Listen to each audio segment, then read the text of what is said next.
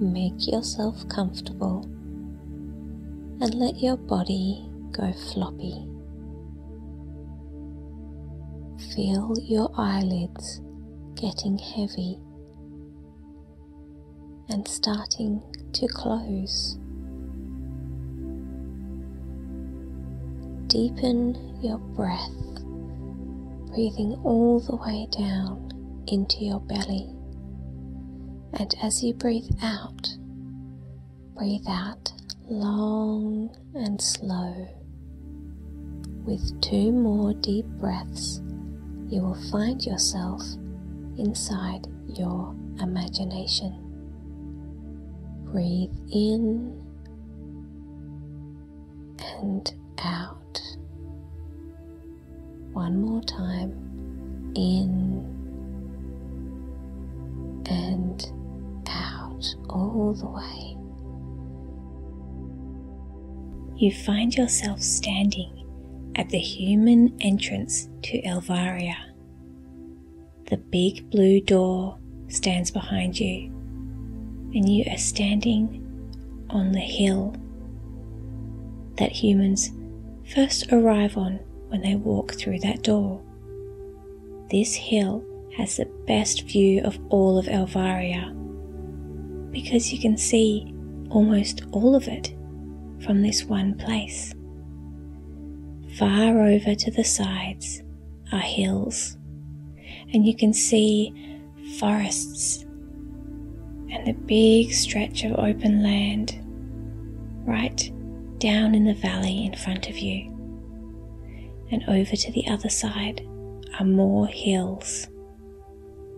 And you can also see far off in the distance, straight ahead of you, is the ocean. It's a magnificent view from up here. And you're still looking around at all the tiny buildings and things down in the valley, when suddenly, in front of you, a flying carriage appears. A carriage that's led by 2 flying unicorns. It hovers right at the edge of the hill in front of you, and the carriage door opens, and quickly out flies 2 friendly fairies. It's Ed and Ostara, and they are very excited to see you. "Hello," says Ed. "Hello," says Ostara, and they tell you something very exciting is happening. Right in the centre of Elvaria is the Elvaria Fun Park. The Fun Park is a magical place, a place that doesn't stay the same. It changes what it is. It changes shape and everything. So sometimes it might be a pool. Other times it might be a stage for a concert. It could be a butterfly house or a roller skating rink. Whatever it is always very exciting and always lots of fun. Today, Ed and Ostara very excitedly tell you that it's a kangaroo park. They tell you to come and get in the carriage and you can all fly down together. There are lots of kangaroos there, ready to be fed and patted. They are very friendly kangaroos. So you walk over and climb into the carriage. The seats are lovely and velvety and very squishy to sit on. It feels quite fancy. And the carriage itself feels interesting to be in because it is so floaty and it gently wobbles as you make yourself comfortable. Then the carriage starts to fly, and it feels very smooth, not like bumping along on a carriage on a road or the ground. It feels more like going down a slide, although horizontally, like in a straight line rather than sliding down.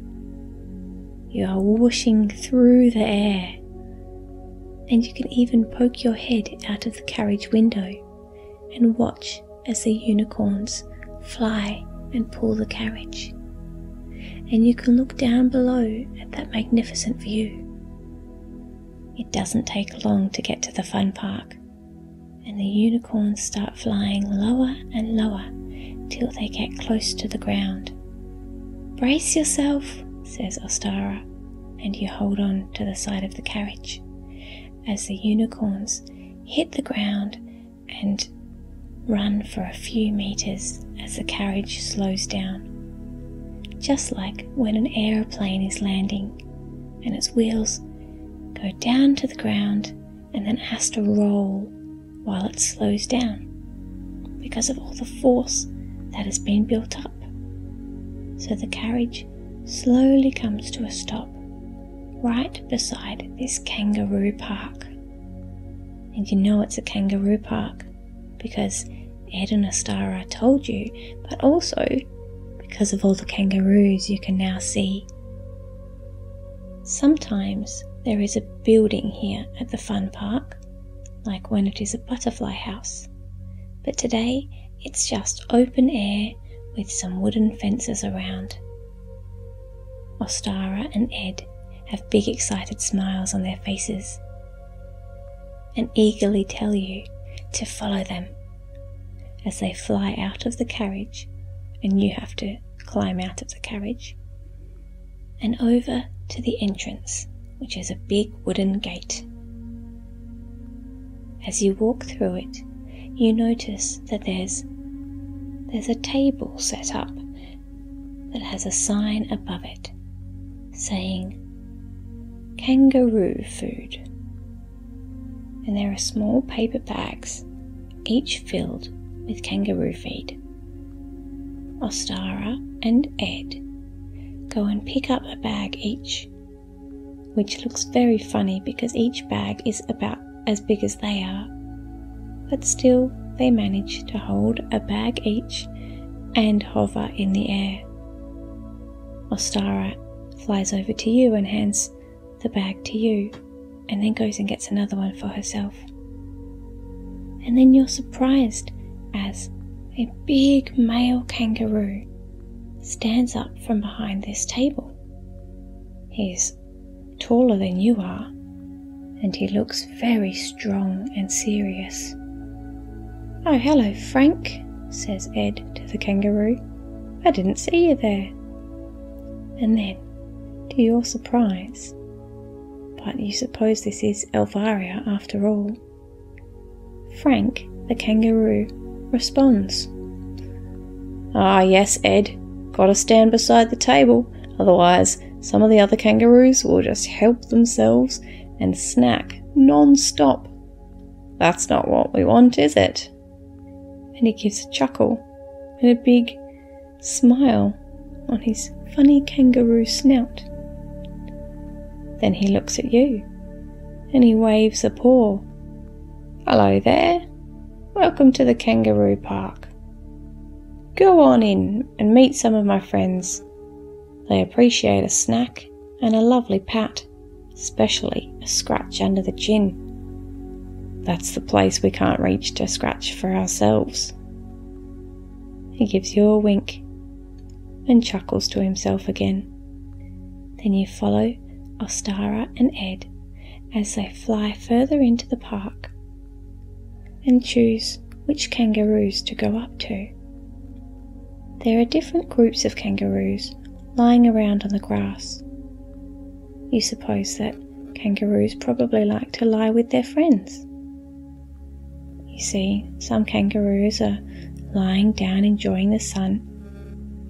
Others are lying down with another kangaroo, cleaning them and picking at their fur. And some kangaroos are standing around, just looking at things, or sometimes hopping here or there using their strong tail to help them move slowly, or if they hop fast, their tail sticks out behind them for balance. It's lots of fun to watch the kangaroos. You notice that Ostara and Ed have stopped at one particular kangaroo that's lying on the ground. Then you watch as this kangaroo's belly starts to move in a very weird way. And then suddenly, out pops a tiny head. It's not just the kangaroo's belly, it's her pouch, and she has a joey inside. The joey looks at you and then pokes its head back inside, and you watch as the belly or the pouch squirms around, and then suddenly there's just a foot sticking out, and it squirms around some more, and then the foot disappears and a tail appears. Squirm, squirm, squirm. The joey makes itself comfortable inside its mummy's pouch.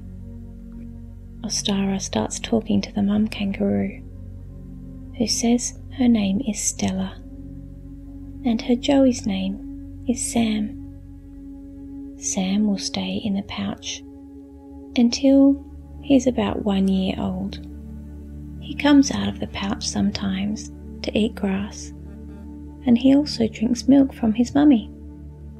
Ostara offers Stella some food. She puts it flat on her hand, and Stella eats right from her palm. Ostara asks you if you would like to feed Stella as well. So you reach into your paper bag and get some kangaroo food, and then you hold your hand nice and flat so that Stella can nibble the food out of the palm of your hand. It feels very funny, a bit ticklish, and a little bit sloppy. And then you copy as Ed scratches under Stella's neck, and she lifts her head up and smiles. "Oh yes, that's the spot," she says. And she likes a little pat around the side as well. Her fur is so fluffy. And you notice that Sam the joey has popped his little head out again as well. It's very cute. You spend some time walking around the kangaroo park, meeting the kangaroos, sharing the food for them, and giving them some pats and some scratches under the chin. When you hear my voice again, it will be time to go back home. You can come back to the kangaroo park another time. So, enjoy it. Spend some time now enjoying the kangaroo park.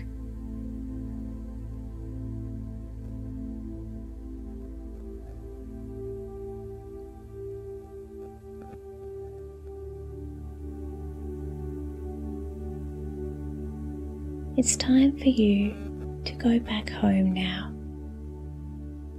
But Ed and Ostara remind you that Elvaria is a magical place, and if you would like to rest here with the kangaroos, then magic will make it so that you wake up in your very own bed in the morning. You find Stella enjoying a comfortable patch of ground and some lovely warm sun, and Ostara and Ed tell you that you can get comfortable curling up with Stella if you'd like. Stella has said that it's fine with her if you would like to rest on her furry belly, curled up beside her, with your head on her comfortable back. So you curl up beside Stella, and Sam is hiding away in Stella's pouch. He's going to have a rest too. You thank Ed and Ostara for inviting you here today, and they tell you it was very exciting to have you here with them. they're going to have a rest here too. They snuggle up to Stella's soft and fluffy fur, and they're ready to have a nap.